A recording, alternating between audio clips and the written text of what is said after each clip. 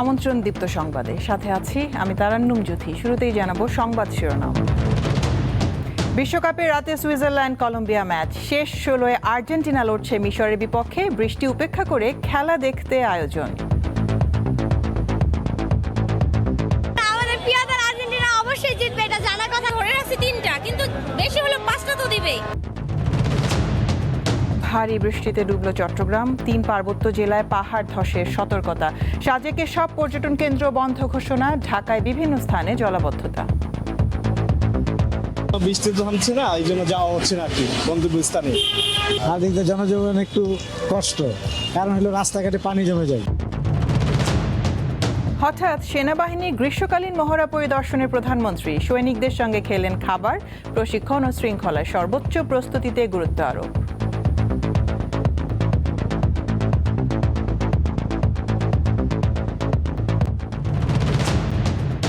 সংবিধানের ৫ম সংশোধনীর শুনানিতে আপিলকারীদের দ্বিমত। আংশিক পরিবর্তন চায় জামায়াত। রাজনৈতিক বিষয়ে সংসদে মীমাংসার দাবি। বাংলাদেশের সংবিধানের চরিত্র পরিবর্তন করা হয়েছে, এটা এক ধরনের সংবিধানের সাথে প্রতারণা করা হয়েছে। পার্লামেন্ট আছে, তার বাইরে গিয়ে আদালত নিজেই যদি আইন প্রণয়ন করে ফেলে, তাহলে পার্লামেন্টের দায়িত্বটা কোথায় থাকবে? এবং কোম শহরে পৌঁছেছে খামেনির মরদেহ। লাখো মানুষের শোক মিছিল। পবিত্র কোরআনের আয়াতের মাধ্যমে বিভিন্ন দেশকে দেয়া হলো গভীর বার্তা।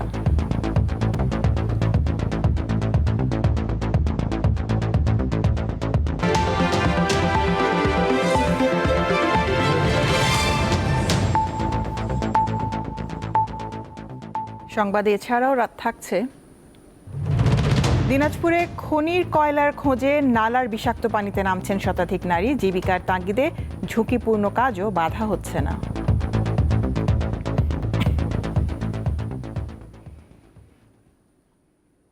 শুরুতেই বিআরবি কেবলস নিবেদিত ফিফা ওয়ার্ল্ড কাপ 2026।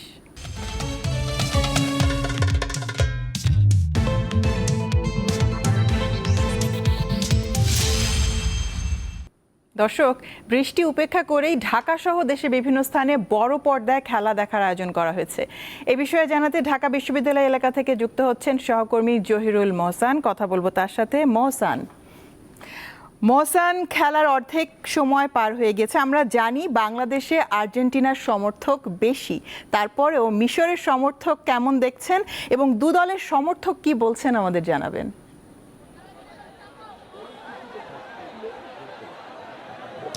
জ্যোতি, আর্জেন্টিনার যারা সমর্থক রয়েছেন তারা ঢাকা বিশ্ববিদ্যালয়ে সন্ধ্যা থেকে অবস্থান করছিলেন, কিন্তু বৈরী আবহাওয়ার কারণে ঢাকা বিশ্ববিদ্যালয়ে যে 5টি পয়েন্টে বড় পর্দায় খেলা দেখার ব্যবস্থা করা হয়েছিল সেগুলো বন্ধ করা হয়। তবে বিসি চত্বরে খেলা দেখানো হচ্ছে বড় পর্দায়, এবং সেখানে আমরা দেখছি যে অসংখ্য আর্জেন্টিনার ভক্তরা এসেছেন, তারা খেলা দেখছেন।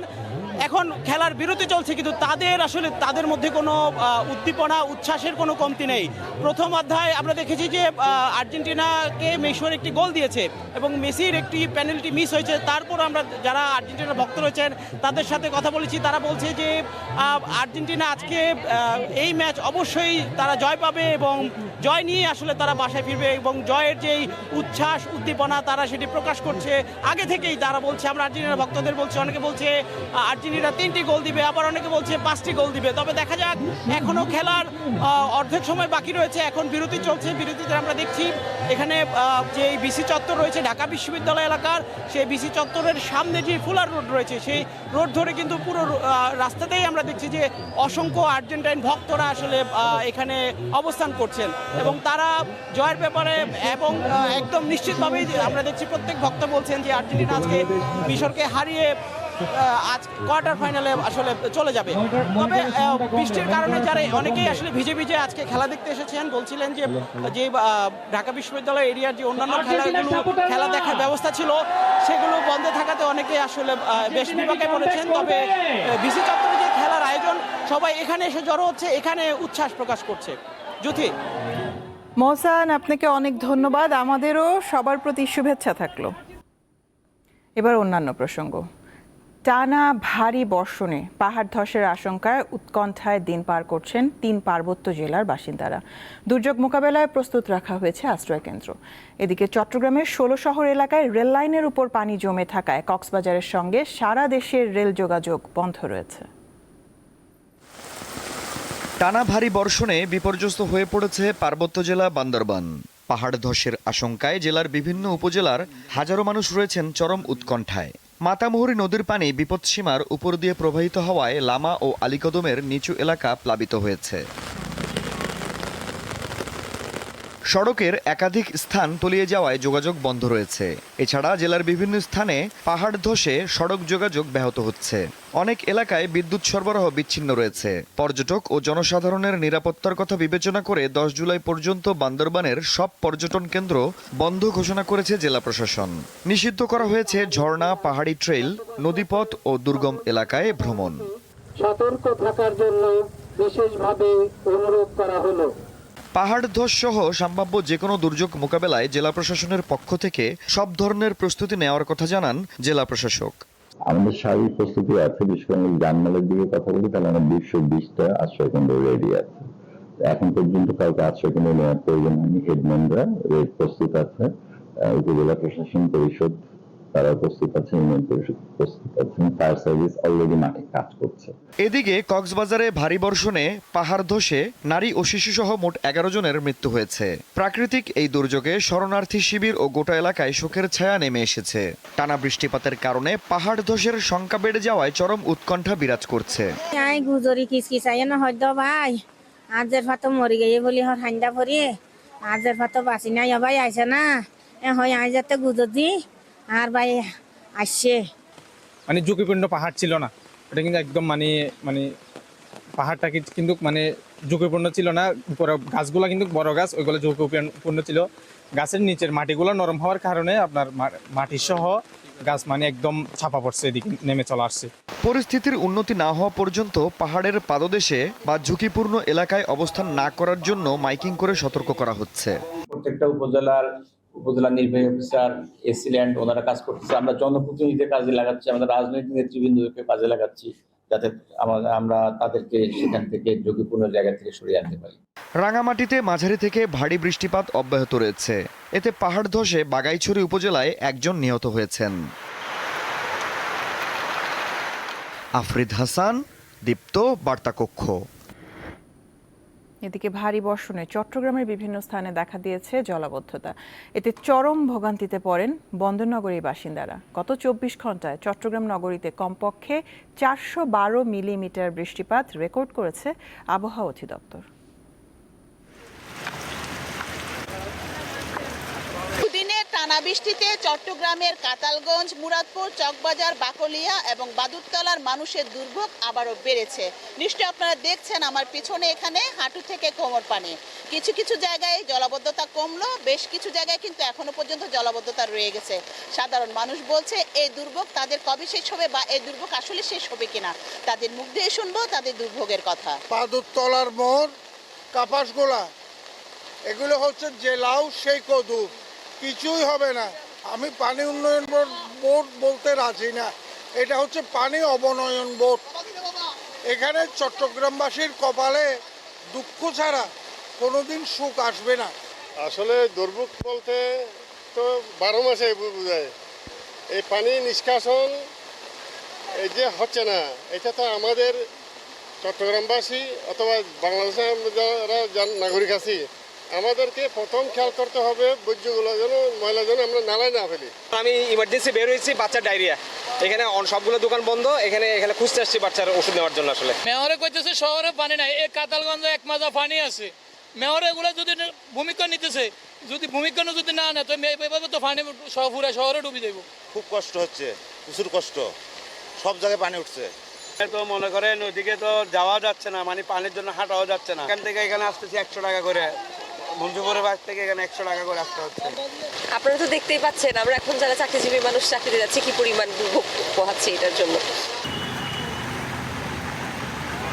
70% জলাবদ্ধতা কমে গেছে, এখন 100% কথা দিচ্ছি এই আগামী মৌসুমে এখানে পানি থাকবে না ইনশাল্লাহ। চট্টগ্রামের সবচেয়ে পুরনো এবং স্বনামধন্য আবাসিক এলাকা হচ্ছে এই কাতালগঞ্জ। এই কাতালগঞ্জের জলাবদ্ধতা এবং জলজটের দুর্ভোগ থেকে কোনোভাবে মুক্তি পাচ্ছে না এলাকাবাসী। সংশ্লিষ্টরা বলছে কোথাও কোনো পানি নেই, কিন্তু সরেজমিনে দেখা যাচ্ছে হাঁটু থেকে কোমর পানি এখানে। এই জলাবদ্ধতা থেকে কবে মুক্তি পাবে, এটি সাধারণ মানুষের প্রশ্ন। চট্টগ্রামের কাতালগঞ্জ থেকে রুনা আনসারী, দীপ্ত সংবাদ। মৌসুমী বায়ুর প্রভাবে দেশের অন্যান্য অঞ্চলের মতো ঢাকাতেও বৃষ্টি হচ্ছে, তবে কয়েক স্থানে জলাবদ্ধতার কারণে চরম দুর্ভোগে পড়েন নগরবাসী। আবহাওয়া অফিস জানায় 2-3 দিন পর বৃষ্টিপাতের পরিমাণ কমে আসতে পারে। এই মেঘ, এই বৃষ্টি, রাজধানীতে মঙ্গলবার এমনটাই চিত্র আবহাওয়ার। কখনো গড়িগড়ি, আবার অঝোর ধারায় বর্ষণ। এতে প্রকৃতি সবুজ সাজ পেলেও ঢাকাবাসীর জন্য দুর্ভোগের। কেননা বৃষ্টি উপভোগের চেয়ে এখন জলাবদ্ধতা নামক ভোগান্তি সঙ্গী এই নগরের বাসিন্দাদের জন্য। মূল সড়ক থেকে অলিগলি, কোথাও হাঁটু পানি, অনেক জায়গায় তার চেয়েও বেশি। ফলাফল বৃষ্টি জলাবদ্ধতার পাশাপাশি যানজট। আধা ঘন্টা যাবত অপেক্ষা করছি বৃষ্টির জন্য, বৃষ্টি তো থামছে না, এই জন্য যাওয়া হচ্ছে না আর কি গন্তব্যস্থানে, এই জন্য দাঁড়িয়ে আছি এখানে। বয়ে রয়েছি, গাওটা ভিজে যায়, বাড়া টাড়া মারতারি না, এই এক জায়গায় বয়ে রয়েছি, লস না। আদিকে জনজীবন একটু কষ্ট, কারণ হলো রাস্তাঘাটে পানি জমে যায়, এর সবচেয়ে বড় সমস্যা। এক হিসাবে ভালো দিক, আর হিসাবে ভোগান্তিক দিক। ভোগান্তিক কারণটা হচ্ছে ড্রেনের ভিতরে ময়লা টুলা আটকে রাখছে। মৌসুমী বায়ুর প্রভাবে এই বৃষ্টিপাত চলতে পারে আরো কয়েকদিন, এমনটাই জানালো আবহাওয়া অধিদপ্তর। ঢাকায় বৃষ্টিপাতের পরিমাণ কম, যদিও সারাদিনই মোটামুটি মেঘলা যাচ্ছে, পরিমাণ খুবই কম। যেমন 6 ঘন্টা আমরা বৃষ্টিপাত রেকর্ড করেছি ট্রেস অ্যামাউন্ট, কিন্তু আকাশ মেঘলা আছে, বৃষ্টিপাত সামান্য পরিমাণ হচ্ছে এবং বৃষ্টিপাত ঢাকায় আরও সম্ভাবনা আছে 10-11 তারিখ পর্যন্ত, সম্ভাবনাটা খুব বেশি। ঢাকায় মঙ্গলবার সকাল 6টা পর্যন্ত আগের 24 ঘন্টায় বৃষ্টিপাত হয়েছে 14 মিলিমিটার। আলোয়ান খান, দীপ্ত সংবাদ, ঢাকা। বাংলাদেশ সেনাবাহিনীর গ্রীষ্মকালীন মহড়া আকস্মিক পরিদর্শন করলেন প্রধানমন্ত্রী তারেক রহমান।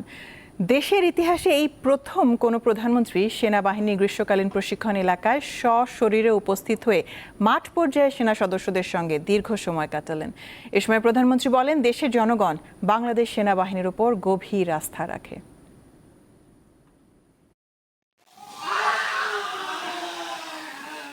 মানিকগঞ্জের সিংগাইর উপজেলায় চলছে বাংলাদেশ সেনাবাহিনীর 9 পদাতিক ডিভিশনের অধীনে 8 বীরের গ্রীষ্মকালীন প্রশিক্ষণ। সেখানে আকস্মিকভাবে মঙ্গলবার সকাল 9:20 উপস্থিত হন প্রধানমন্ত্রী তারেক রহমান। এরপর পুরো মহড়া এলাকা পায়ে হেঁটে পরিদর্শন করেন সরকার প্রধান। মহড়া চলাকালে প্রধানমন্ত্রী ফার্ম বেজের বিভিন্ন অংশ ঘুরে দেখেন এবং দায়িত্বপ্রাপ্ত জেনারেল অফিসার কমান্ডিং ও ইউনিটের কমান্ডিং অফিসারের কাছ থেকে প্রশিক্ষণ কার্যক্রম ও কৌশলগত প্রস্তুতি সম্পর্কে অবহিত হন। প্রধানমন্ত্রী একজন কমান্ডারের মৌখিক অপারেশনাল নির্দেশনা মনোযোগ দিয়ে শোনেন এবং সেনা সদস্যদের পরিচালিত একটি রেইড মহড়া প্রত্যক্ষ করেন। এক পর্যায়ে প্রধানমন্ত্রী মহড়ায় অংশগ্রহণকারী সেনা সদস্যদের জন্য প্রস্তুত করা তাৎক্ষণিক রান্না করা খাবার গ্রহণ করেন। মাঠ পর্যায়ে সেনা সদস্যদের সঙ্গে সরকার প্রধান দীর্ঘ সময় কাটানোয় উপস্থিত সেনা সদস্যরা উচ্ছ্বাস প্রকাশ করেন। পরে সেনা সদস্যদের উদ্দেশ্যে দিক নির্দেশনামূলক বক্তব্য দেন তারেক রহমান।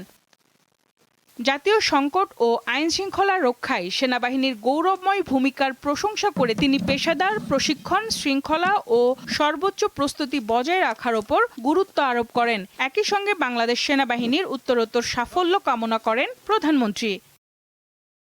সঞ্জিদা প্লাবনী, দীপ্ত সংবাদ, ঢাকা। নির্বাহী আদেশে দেশে বর্তমানে আওয়ামী লীগের কার্যক্রম নিষিদ্ধ রয়েছে। গণহত্যা ও মানবতাবিরোধী অপরাধের জন্য ট্রাইব্যুনালে এই দলটির বিচার হবে বলে জানিয়েছেন প্রধানমন্ত্রীর তথ্য উপদেষ্টা জাহিদুর রহমান। তিনি জানান, বিচার শেষে আদালতই রায় দেবে আওয়ামী লীগ রাজনৈতিক দল হিসেবে এই দেশে থাকবে কি না। দুপুরে সচিবালয়ে নিয়মিত সংবাদ সম্মেলনে প্রধানমন্ত্রীর তথ্য উপদেষ্টা এসব কথা বলেন। এ সময় তিনি জানান, জুলাই জাদুঘর আগামী 5 আগস্টের আগেই উদ্বোধন করা হবে। জুলাই নিয়ে কটূক্তি অত্যন্ত মর্মান্তিক, অত্যন্ত অপ্রত্যাশিত, কিন্তু এটা এখন পর্যন্ত আমরা ক্রিমিনাল অফেন্স হিসাবে আমরা কোনো আইনে এটাকে ইনক্লুড করিনি। সুতরাং আইনগত ব্যবস্থা তাদের বিরুদ্ধে নেয়ার ক্ষেত্রে ওই কাজটা আগে করতে হবে। তো সমাজে এই আলাপটা হওয়া দরকার আছে, জুলাইকে নিয়ে এই ধরনের মন্তব্যকে আমরা ক্রিমিনালাইজ করব কিনা। কিন্তু সরকার কারো প্রতি কোনো গায়ের জোরে কোয়ার্সিভ কিছু করতে যান নাই। সরকার একটা সময় যেটা করতো, একটা ফ্যাসিস্ট, একটা মাফিয়া সরকার যেটা করতো, সেরকম কিছু করছে না। সংবিধানের পঞ্চদশ সংশোধনীকে অবৈধ করে দেয়া হাইকোর্টের রায়ের বিরুদ্ধে আপিলের দ্বিতীয় দিনের শুনানি শেষ হয়েছে। প্রধান বিচারপতির নেতৃত্বাধীন 4 সদস্যের আপিল বেঞ্চে আপিলকারী হিসেবে আজ শুনানি করেন সুশাসনের জন্য নাগরিক সুজন ও জামায়াতের পক্ষের আইনজীবীরা। শুনানিতে সুজন পুরো সংশোধনী বাতিল চাইলেও এই সংশোধনীর আংশিক বাতিল চেয়েছে জামায়াত। 2011 সালের 30 জুন জাতীয় সংসদে পঞ্চদশ সংশোধনী পাশ হয়। এই সংশোধনীর মাধ্যমে তত্ত্বাবধায়ক সরকার ব্যবস্থা বাতিল এবং শেখ মুজিবুর রহমানকে জাতির জনক হিসেবে স্বীকৃতি দেওয়া হয়। এছাড়া জাতীয় সংসদে নারীদের জন্য সংরক্ষিত আসন সংখ্যা 50 করা হয়। এছাড়া সংশোধনী আনা হয় বেশ কিছু বিষয়ে। 2024 সালের 17 ডিসেম্বর অন্তর্বর্তী সরকারের সময়ে সংবিধানের পঞ্চদশ সংশোধনী বাতিল চেয়ে করা দুটি রিটের রায়ে হাইকোর্ট সংশোধনীর কয়েকটি বিধানকে অসাংবিধানিক ঘোষণা করলেও পুরো সংশোধনী বাতিল করেননি। এই রায়ের পর তত্ত্বাবধায়ক সরকার ফেরার পথ খুললেও কিছু জটিলতা থেকে যাওয়ায় হাইকোর্টের রায়ের বিরুদ্ধে 3টি আপিল হয়। সেই আপিলের শুনানি শুরু হয় সোমবার। শুনানিতে আপিলকারীদের মধ্যে মিশ্র প্রতিক্রিয়া দেখা গেছে। পুরো পঞ্চদশ সংশোধনী বাতিলের দাবি জানিয়েছে সুজন। আমরা মূলত যেটা বলেছি যে পঞ্চদশ সংশোধনী পুরোটাই বাতিল হওয়া উচিত। দুটো কারণে, এক হলো এটা খুবই অস্বচ্ছ একটা প্রক্রিয়ায় পাশ করা হয়েছে এবং এটা একটা ব্যাপক সংশোধনী যেটা সংবিধানের একটা পুনর্লিখনের মতন এবং এর মাধ্যমে বাংলাদেশের সংবিধানের চরিত্র পরিবর্তন করা হয়েছে। এটা এক ধরনের সংবিধানের সাথে প্রতারণা করা হয়েছে। অন্যদিকে এই সংশোধনীর আংশিক বাতিল চেয়েছে জামাত। আমাদের সাবমিশন হলো ইন ইটস এন্টায়ারিটি বাদ করাটা ঠিক হবে না, ততটুকু বাদ করা ঠিক হবে যতটুকু বাদ না করলে সংবিধানের মৌলিক স্তম্ভ ভঙ্গ হয়, শুধু ততটুকু।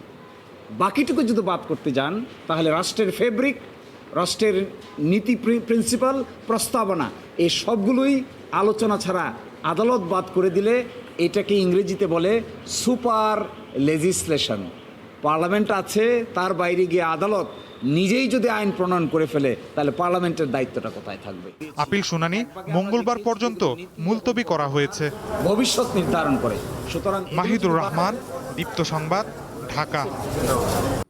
দূর থেকে দেখলে মনে হবে কয়েকজন মাছ শিকার করছেন কিংবা পানিতে হারিয়ে যাওয়া কিছু খুঁজছেন, কিন্তু না, বিষাক্ত পানির নালায় নেমে কয়লা কুড়াচ্ছেন তারা। দিনাজপুরে বড়পুকুরিয়া কয়লা খনির পাশে ঝুঁকিপূর্ণভাবে এই কাজ করছেন শতাধিক নারী। বড়পুকুরিয়া কয়লা খনির ঠিক পিছনের অংশ দিয়ে এই ধরনের নোংরা পানি প্রবাহিত হয়, অর্থাৎ কয়লার সাথে মিশ্রিত হয়ে পানি প্রবাহিত হয়। এই পানি থেকেই এই দুর্গাপুর, শাকগ্রাম সহ এই কয়লা খনি গ্রামের আশেপাশের প্রায় 7 থেকে 8টি গ্রামের এই ধরনের নারীরা তাদের জীবনের কর্মসংস্থানের তাগিদে তারা কিন্তু কয়লাযুক্ত পানিতে নেমে ছোট ছোট কয়লার সংগ্রহ করছেন। এরকম নারী প্রায় 300 জন নারী রয়েছে, যা এই গ্রামের এক একটা টিম করে, অর্থাৎ 30 জনের একটি করে গ্রুপ করে সপ্তাহে একদিন করে রাতটার সময় তারা এখানে আসে এবং তার পরের দিন আবার রাত 8টার সময় চলে যায়। অর্থাৎ 24 ঘন্টায় এই রকম পানিতে তারা নেমে ছোট ছোট করে কয়লা সংগ্রহ করেন এবং এই আয় দিয়ে তারা তাদের পরিবার এর পাশে দাঁড়ানোর চেষ্টা করেন, ছেলে মেয়েদের লেখাপড়া করানোর চেষ্টা করেন। আমরা এখানে নোংরা পানিতে কয়লা তুলতেছি, মানে যা আসে পানিতে হাসে। 20-25 বছর ধরে যে ময়লা পানিতে আমরা খুব পরিশ্রম করি।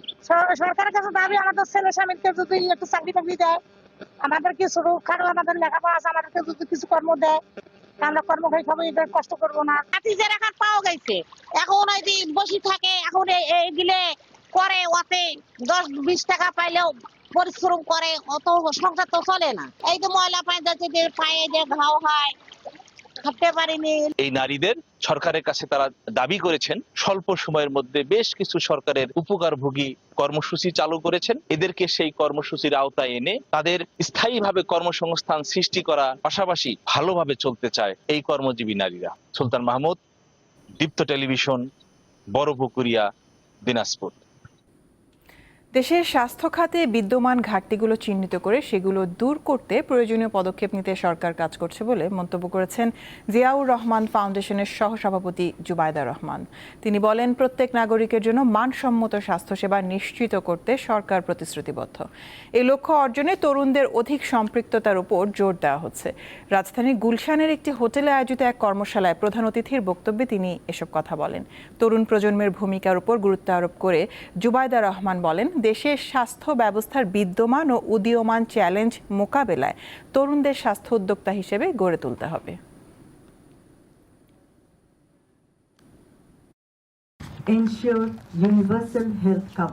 দেশের স্বাস্থ্য খাতে বিদ্যমান ঘাটতিগুলো চিহ্নিত করে সেগুলো দূর করতে প্রয়োজনীয় পদক্ষেপ নিতে সরকার কাজ করছে। প্রত্যেক নাগরিকের জন্য মানসম্মত স্বাস্থ্যসেবা নিশ্চিত করতে সরকার প্রতিশ্রুতিবদ্ধ। এর লক্ষ্য অর্জনে তরুণদের অধিক সম্পৃক্ততার উপর জোর দেওয়া হচ্ছে। এবার দেখে নিব দেশে বিদেশে ঘটে যাওয়া আরো কিছু আলোচিত খবর নিয়ে দীপ্ত সংবাদ সংক্ষেপ। সরকারি হাসপাতালগুলোতে ডেঙ্গু রোগ নির্ণয়ে NS1 পরীক্ষা করা হচ্ছে বিনামূল্যে। 31 ডিসেম্বর পর্যন্ত এই সুবিধা চলবে। দেশে কিশোরী মাতৃত্বের হার আবারও ঊর্ধ্বমুখী। 5 বছরের ব্যবধানে 15 থেকে 19 বছর বয়সী প্রতি 1000 কিশোরীর মধ্যে জীবিত সন্তান জন্মদানকারী মায়ের হার 83 থেকে বেড়ে 92-এ পৌঁছেছে। ইউনিসেফ ও বাংলাদেশ পরিসংখ্যান ব্যুরো এই তথ্য দিয়েছে। নরসিংদীর রায়পুরার মেথিকান্দা রেল স্টেশনে বিনা বেতনে প্ল্যাটফর্ম ঝাড়ু দেওয়া পরিচ্ছন্নতা কর্মী বাক প্রতিবন্ধী ববি বেগমের 2 যুগের সঞ্চয় কেড়ে নিয়েছে দুর্বৃত্তরা। শনিবার রাতে তার ঘরে ঢুকে দুর্বৃত্তরা তাকে আঘাত করে জমিয়ে রাখা টাকা নিয়ে পালিয়ে যায়। দেশে এই প্রথম গোফলা বাদুড়ের সন্ধান মিলেছে। বিরল প্রজাতির এই বাদুড়টি হবিগঞ্জের সাতছড়ি জাতীয় উদ্যানে শনাক্ত হয়েছে। পেটন্স হুইস্কার্ড ব্যাট নামের এই বাদুড়টি শনাক্ত করেছে জাহাঙ্গীরনগর বিশ্ববিদ্যালয়ের একদল গবেষক। সৌদি আরবে ভ্রমণ প্রক্রিয়া আরও সহজ করতে দেশটিতে চালু করা হয়েছে নতুন ভিসা প্যাকেজ পাইলট প্রকল্প। এই বিশেষ উদ্যোগের আওতায় এখন থেকে যোগ্য পর্যটকরা একটি একক সমন্বিত প্যাকেজের মাধ্যমে পর্যটন ভিসা পেয়ে যাবে। আন্তর্জাতিক প্রসঙ্গ। নিহত সাবেক সর্বোচ্চ নেতা আয়াতুল্লাহ আলী খামেনির জানাজা ও দাফনের জন্য সপ্তাহব্যাপী অনুষ্ঠান চলছে ইরানে। এই অনুষ্ঠানগুলো শুধু শোক প্রকাশের মধ্যেই সীমাবদ্ধ নয়, এর মাধ্যমে বিশেষ ধর্মীয় ও রাজনৈতিক বার্তা দিচ্ছে দেশটির সরকার। পবিত্র কোরআনের আয়াতের মাধ্যমে বিভিন্ন দেশকে দেয়া হয় গভীর রাজনৈতিক বার্তা। গত 4 জুলাই থেকে ইরানের সাবেক সর্বোচ্চ নেতা আয়াতুল্লাহ আলী খামেনির জানাজা দাফন প্রক্রিয়া শুরু হয়েছে। সপ্তাহব্যাপী আয়োজিত অনুষ্ঠানগুলো শুধু শোক প্রকাশের মধ্যেই সীমাবদ্ধ নয়, এর মাধ্যমে বিশেষ ধর্মীয় ও রাজনৈতিক বার্তা দিচ্ছে দেশটির সরকার। আনুষ্ঠানিকতার মধ্যে সবথেকে বেশি নজর কেড়েছে খামেনির কফিনের সামনে পবিত্র কোরআন শরীফ তিলাওয়াতের বিশেষ এক আয়োজন। খামেনিকে শ্রদ্ধা জানানো প্রতিটি বিদেশি প্রতিনিধি দলের জন্য পবিত্র কোরআনের একটি করে নির্দিষ্ট আয়াত তিলাওয়াত করা হয়েছে। এর পেছনে কেবল ধর্মীয় আবহ নয়, বরং প্রতিটি দেশের জন্য লুকিয়েছিল গভীর রাজনৈতিক বার্তা। হামাস, হিজবুল্লাহ ও পাকিস্তানের প্রতিনিধি দলের জন্য নির্বাচিত আয়াতগুলোতে আনুগত্য, অবিচলতা ও আল্লাহর প্রতি একনিষ্ঠতার বার্তা তুলে ধরা হয়েছে। বাংলাদেশের প্রতিনিধি দলের সামনে তিলাওয়াত করা হয় সূরা আল আহজাবের 23 নম্বর আয়াত, যার মাধ্যমে দুই দেশের দ্বিপাক্ষিক সম্পর্ক, পারস্পরিক প্রতিশ্রুতি রক্ষা, অন্যায়ের বিরুদ্ধে আপোষহীন অবস্থানের বার্তা দেওয়া হয়েছে। তবে সৌদি আরবের প্রতিনিধি দলের জন্য নির্বাচিত সূরা আল ইমরানের 13 নম্বর আয়াত নিয়ে বেশ আলোচনা সমালোচনা হয়েছে। এতে বদরের যুদ্ধে মুখোমুখি হওয়া অল্প কিছু মুসলিমরা বিশাল কাফির বাহিনীর বিরুদ্ধে বিজয়ী হওয়ার কথা উল্লেখ করা হয়েছে। বিশ্লেষকদের মতে এর মাধ্যমে ইরানের বিজয় কোনো বাহ্যিক শক্তির উপর নির্ভর করেনি বলে বোঝাতে চেয়েছে দেশটি। তুরস্কের প্রতিনিধিদের সামনে সূরা আন-নিসার 95 নম্বর আয়াত পড়া হয়, যেখানে ঘরে বসে থাকা মানুষের চেয়ে জানমাল দিয়ে লড়াই করা সংগ্রামীদের শ্রেষ্ঠত্ব দেওয়া হয়েছে। অন্যদিকে লেবাননের প্রতিনিধিদের সামনে তিলাওয়াত করা হয় ত্যাগের আহ্বান ও কৃপণতা সংক্রান্ত আয়াত। রাশিয়া, চীন ও ভারতের মতো বড় রাষ্ট্রগুলোর সামনে পাঠ করা আয়াতগুলো ছিল যুদ্ধের নয়, বরং আধ্যাত্মিক প্রশান্তি ও ন্যায়পরায়ণতার। পরিকল্পিত কর্মসূচি এবং বিশাল জনসমাগমের মধ্যে দিয়ে তেহরান মূলত ঐক্যের চিত্র তুলে ধরার চেষ্টা করছে। খামেনির শেষকৃত্যের সময় মহরম মাসটি শিয়া মুসলিমদের জন্য অত্যন্ত প্রতীকী গুরুত্ব বহন করে। অনুষ্ঠানে শোক ও প্রতিশোধের প্রতীক হিসেবে কালো ও লাল রঙের ব্যবহার করা হয়েছে। এর মাধ্যমে কারবালার ঐতিহাসিক ঘটনার সাথে খামেনির মৃত্যুকে মিলিয়ে যুক্তরাষ্ট্র ও ইসরায়েলের ওপর প্রতিশোধ নেয়াকে ধর্মীয় দায়িত্ব হিসেবে দেখানো হচ্ছে। খামেনির মরদেহ বহনের জন্য যে পথ বেছে নেওয়া হচ্ছে সেটিও মূলত রাজনৈতিক ও ধর্মীয় বার্তা বহন করছে। তেহরান থেকে শিয়াদের পবিত্র শহর কোম, এরপর ইরাকের নাজাফ ও কারবালা হয়ে ইরানের মাশহাদে নিয়ে দাফন করা হবে। এই পথটি মূলত শিয়া মুসলিমদের প্রধান ধর্মীয় ও রাজনৈতিক কেন্দ্রগুলোকে যুক্ত করেছে। বিশ্লেষকদের মতে 5 দশক ধরে সীমান্ত ছাড়িয়ে শিয়া সম্প্রদায়ের আদর্শ ও প্রভাব বিস্তারে ইরানি ধর্মীয় নেতৃত্ব যে প্রচেষ্টা চালিয়ে এসেছে, এই শোকযাত্রা সেই আদর্শিক ধারাকেই প্রতীকীভাবে তুলে ধরেছে। রাতের সংবাদ শেষ করব শিরোনামগুলো আরও একবার জানিয়ে। বিশ্বকাপের রাতে সুইজারল্যান্ড কলম্বিয়া ম্যাচ শেষ হলো আর্জেন্টিনা লড়ছে মিশরের বিপক্ষে। বৃষ্টি উপেক্ষা করে খেলা দেখতে আয়োজন। আমাদের প্রিয় দল আর্জেন্টিনা অবশ্যই জিতবে, এটা জানার কথা। ধরে রাখছি 3টা, কিন্তু বেশি হলে 5টা তো দিবেই। ভারী বৃষ্টিতে ডুবল চট্টগ্রাম। 3 পার্বত্য জেলায় পাহাড় ধসের সতর্কতা। সাজেকে সব পর্যটন কেন্দ্র বন্ধ ঘোষণা। ঢাকায় বিভিন্ন স্থানে জলাবদ্ধতা। বৃষ্টি তো থামছে না, এই জন্য যাওয়া হচ্ছে না আর কি গন্তব্যস্থানে। আর দিক দিয়ে জনজীবন একটু কষ্ট, কারণ হলো রাস্তাঘাটে পানি জমে যায়। হঠাৎ সেনাবাহিনী গ্রীষ্মকালীন মহড়া পরিদর্শনে প্রধানমন্ত্রী সৈনিকদের সঙ্গে খেলেন খাবার। প্রশিক্ষণ ও শৃঙ্খলায় সর্বোচ্চ প্রস্তুতিতে গুরুত্ব আরোপ।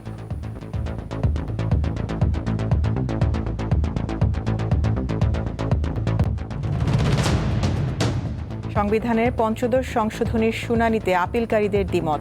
আংশিক পরিবর্তন চায় জামায়াত। রাজনৈতিক বিষয়ে সংসদে মীমাংসার দাবি। বাংলাদেশের সংবিধানের চরিত্র পরিবর্তন করা হয়েছে, এটা এক ধরনের সংবিধানের সাথে প্রতারণা করা হয়েছে। পার্লামেন্ট আছে, তার বাইরে গিয়ে আদালত নিজেই যদি আইন প্রণয়ন করে ফেলে, তাহলে পার্লামেন্টের দায়িত্বটা কোথায় থাকবে?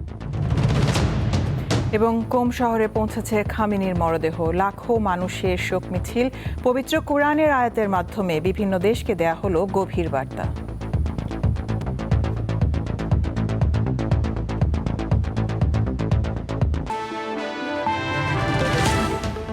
এ ছিল এখনকার মতন। আমি তারান্নুম জুথি বিদায় নিচ্ছি। দর্শক, আরও তথ্য বিনোদনের সংবাদ জানতে যুক্ত থাকুন দীপ্ত টিভির ডিজিটাল প্ল্যাটফর্মগুলোতে।